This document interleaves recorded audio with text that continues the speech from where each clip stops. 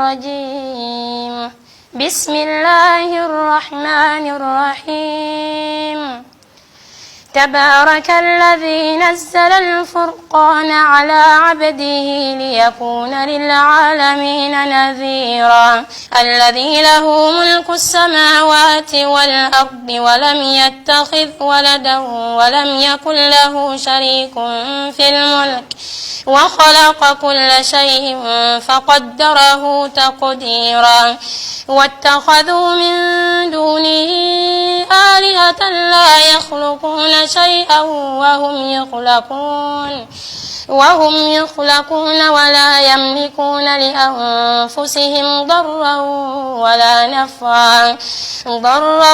ولا نفعا ولا يملكون موتا ولا حياة ولا نشورا.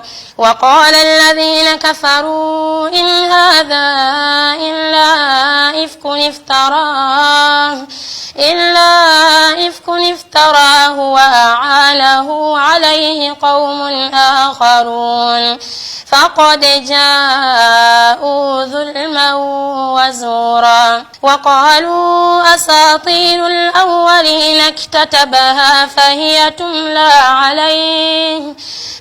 تملى عليه بكرة وأصيلا. قل أنزله الذي يعلم السر في السماوات والأرض إنه كان غفورا رحيما.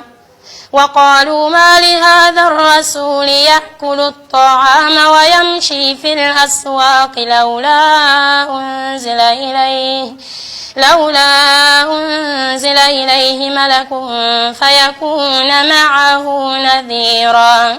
أو يلقى إليه كنز أو تكون له جنة يأكل منها. وقال الظالمون إن تتبعون إلا رجلا مسحورا. انظر كيف ضربوا لك الأمثال فضلوا فلا يستطيعون سبيلا. تبارك الذي إن شاء جعل لك خيرا من ذلك جنات تجري من تحتها الأنهار ويجعل لك قصورا.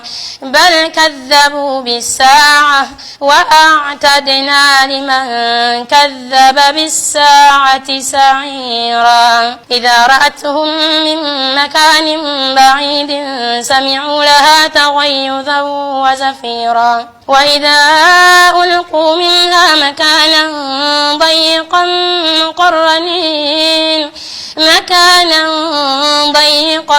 مقرنين دعوا هنالك ثبورا.